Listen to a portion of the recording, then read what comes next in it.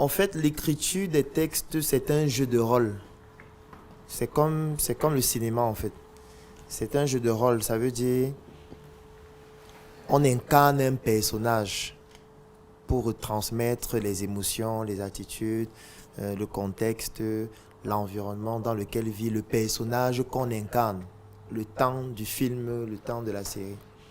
Principalement, c'est ça aussi l'écriture. Maintenant, il peut arriver que le personnage que tu incarnes te correspond exactement.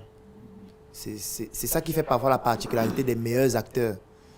Ça veut dire, on peut demander à quelqu'un de jouer un rôle et il s'avère que le rôle là, c'est lui-même. En fait, c'est sa vie quotidienne. Et ce sont ses propres réalités, ce sont ses propres perceptions de la vie sur le plan spirituel, culturel, économique et tout.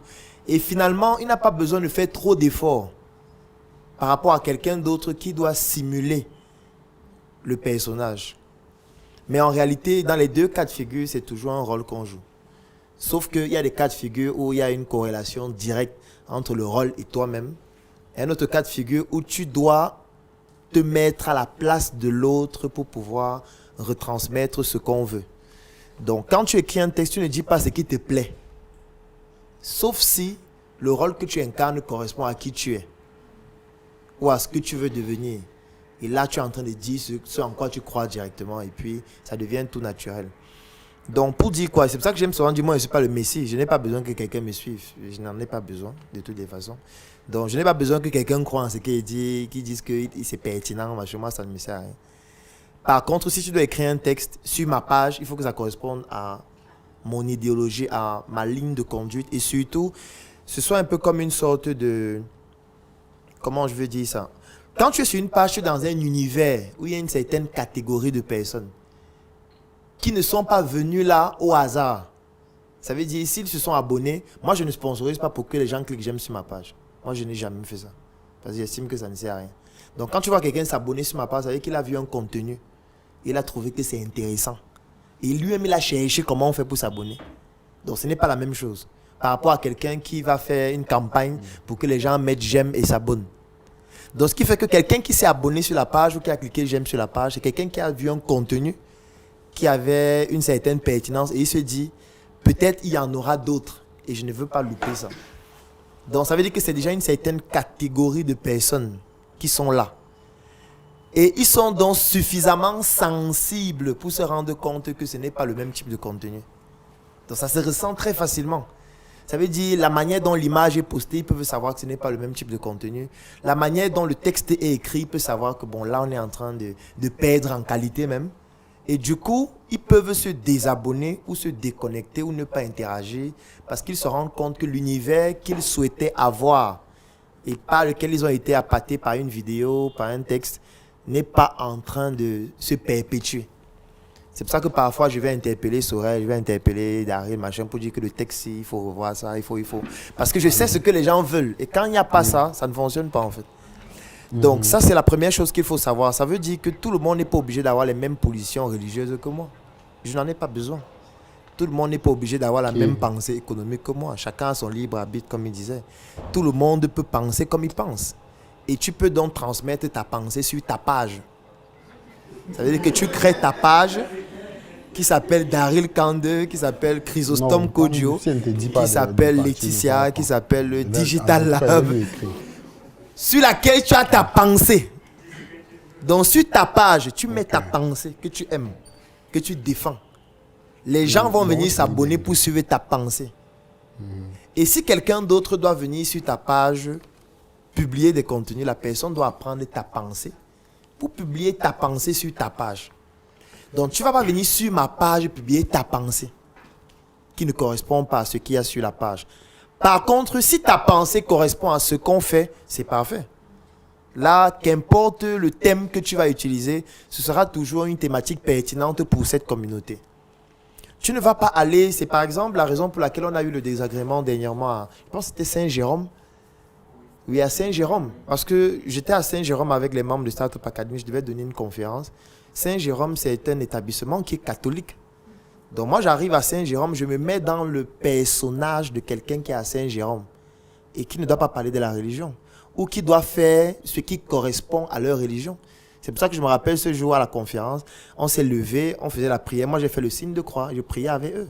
Moi, j'ai fait la conférence comme si je suis catholique. Sauf qu'il y a un de leurs encadreurs qui a voulu me pousser à bout et je suis sorti du rôle du personnage pour lui dire que j'étais en train de jouer un rôle. Ne crois pas que tu es plus malin que tout le monde ici. Non. Ça veut dire quoi? Ça veut dire que même moi, je joue des rôles quand c'est nécessaire. Si je m'en vais dans une mosquée, s'il faut se mettre les genoux à terre, puisque je suis dans la mosquée. D'abord, la supériorité numérique n'est pas mon avantage. S'il faut lutter, je ne peux pas gagner. Donc, je ne vais pas aller à la mosquée dire au monsieur devant que monsieur, ça ne sert à rien de ce que vous faites là. Non, ce n'est pas pertinent. Si tu vas à la mosquée, tu dois prendre le Coran, tu dois lire, tu dois savoir ce que c'est qu'une sourate, tu dois lire quelques-unes, tu dois pouvoir interagir avec eux, tu dois pouvoir montrer que Allah, c'est Allah en fait qui nous dirige. Je ne sais pas si on comprend. Tu n'es pas obligé de croire en Allah. Ce n'est pas nécessaire parce que tu es dans leur mosquée. Mais si là, c'est toi qui dirais la prière, est-ce que tu le feras? Tu dirais la prière. Moi, je prie souvent à la maison. En fait, pour dire quoi? Pour dire que un jour, tu peux te retrouver en Arabie Saoudite. Un jour, tu peux te retrouver en Afghanistan. Tu ne vas pas arriver en Afghanistan et dire que Allah n'existe pas. Je veux dire, à un moment donné, il faut que tu comprennes l'environnement dans lequel tu es. Tu t'adaptes pas. C'est ça qu'on appelle le savoir-être. Tu t'adaptes à l'environnement dans lequel tu es. Maintenant, tu as ton propre arbitre. Maintenant, l'avantage que tu peux avoir, c'est que l'environnement dans lequel tu es peut correspondre exactement à ton propre arbitre. Et là, tu n'auras plus besoin de jouer un rôle. Je prends un exemple. Peut-être là qui va être choquant. Et là, c'est mon propre. Combien de femmes disent à leur partenaire que le rapport sexuel était nul? Levez la main. Vous dites que moi, il dit souvent.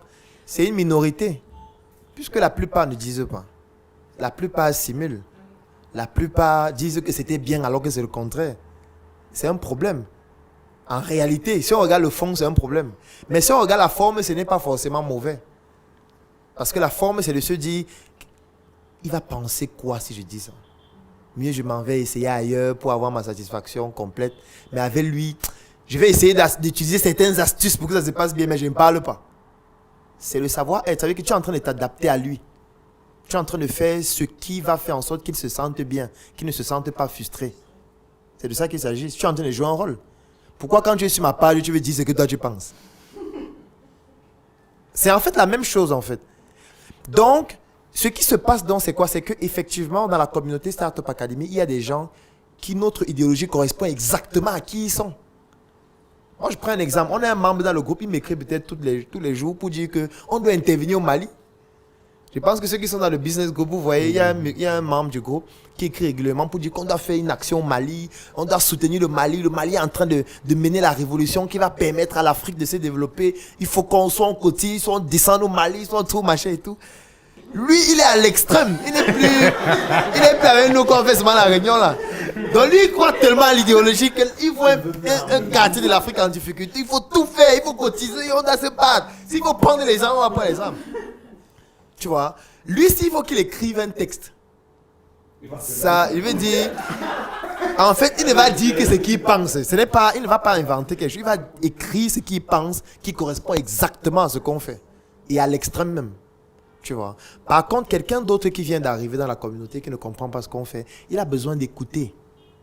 Il a besoin de se former. Il a besoin de comprendre ce qu'on fait. Maintenant, il peut ne pas forcément adhérer totalement, mais se dire que si je dois produire un contenu, produire une vidéo, produire un texte, il faut que je puisse m'arrimer à ce qu'ils font quand c'est dans le cadre du travail avec eux. Moi, un jour, j'ai rencontré Obama Ernest, qui était le directeur de Vision 4 avant qu'il ne s'en aille, avec le scénario que vous avez suivi dans les médias. Et il disait quelque chose que j'ai trouvé très pertinent. Il dit que quand tu es dans une chaîne de télé, tu respectes la ligne éditoriale. Et c'est vrai. Je veux dire, si tu es directeur général de Vision 4 a une ligne éditoriale. Tu ne peux pas venir changer leur ligne éditoriale. Tu dois dire ce qui correspond à leur ligne éditoriale, même si tu n'y crois pas. C'est-à-dire que si on dit que la ligne éditoriale, c'est de tirer sur quelqu'un, tu dois tirer sur la personne. On ne demande pas ton avis. Maintenant, après, tu peux aller rencontrer la personne, lui dire que, gars, tu sais que moi, je t'aime beaucoup. Tu sais que je t'adore, mais je suis dans une chaîne où on me paye pour faire ce qu'il fait là. C'est la ligne éditoriale. C'est le jour où tu ne seras plus là-bas que tu vas parler de ce que tu veux. Mais quand tu vas entrer dans un autre média, tu dois toujours respecter leur ligne éditoriale. Parce que le moment où tu ne respectes plus la ligne éditoriale, tu seras viré. Puisque tu es en train de faire le contraire de ce que ceux qui te payent sont en train de prôner. Et ça ne fonctionne pas. Et le journaliste, c'est quelqu'un qui passe son temps à jouer des rôles. C'est-à-dire un journaliste de Canal 2 ne va pas dire la même chose que le journaliste d'Equinox, qui ne va pas dire la même chose que le journaliste de STV, qui ne va pas dire la même chose que le journaliste de Vision 4, qui ne va pas dire la même chose que le journaliste de Canal 2, de la CATV, qui ne va pas dire la même chose que le journaliste de France 24, même si tous sont de même nationalité.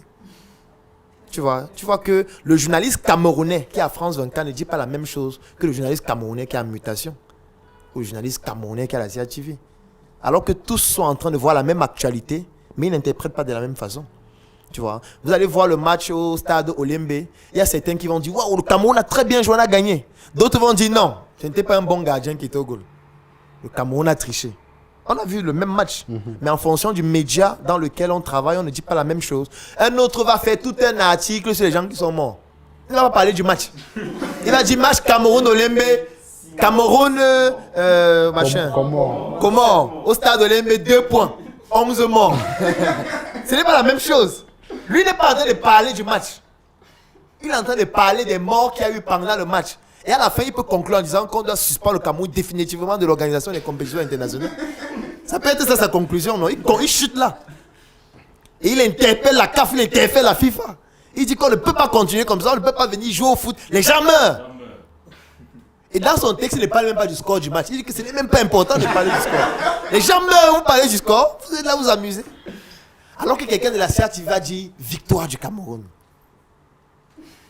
2-1.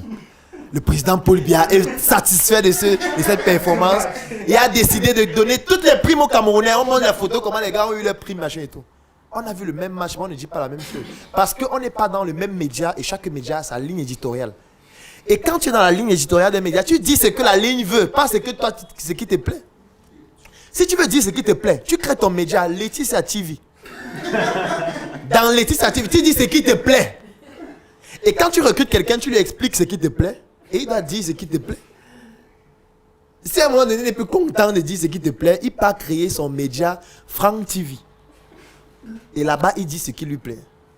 Vous pouvez devenir membre du Claudel Numbissi Business Group, qui est un groupe business que nous avons créé, dans lequel nous présentons des opportunités d'affaires, afin de permettre aux Africains de pouvoir saisir ces opportunités, investir dans des projets et faire en sorte que ces projets, nous puissions les développer ensemble. Et dans le Claudel Numbissi Business Group, nous avons développé une initiative qui s'appelle la tontine structurelle africaine. Tontine à travers laquelle nous sommes en train de construire une ville. Je parle bien d'une ville.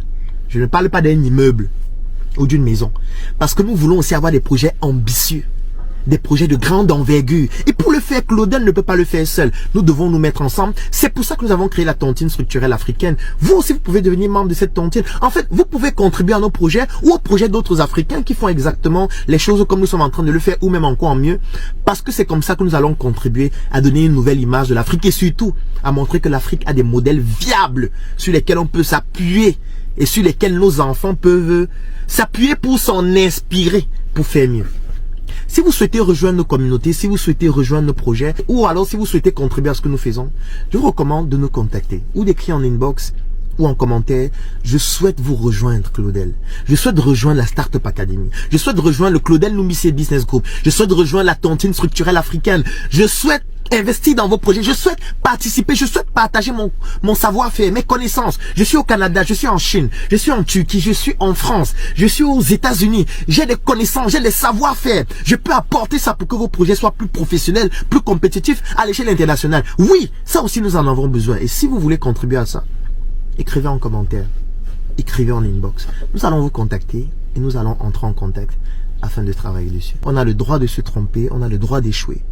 Mais on a le devoir de continuer de travailler ensemble. Parce que si on ne le fait pas, nous allons tous disparaître.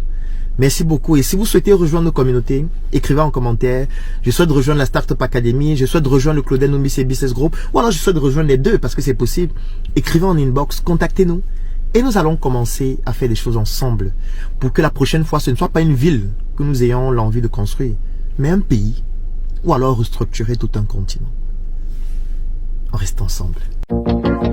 J'ai vendu mon lit, mon frère. J'ai arrêté de dormir, ma sœur. Et depuis ce jour, Je me pose des questions, je remets tout en question. Je suis né en Afrique de père et mère nucléaire. Eux aussi, ils sont nés de leur père et mère nucléaire. Dans mes veines coule le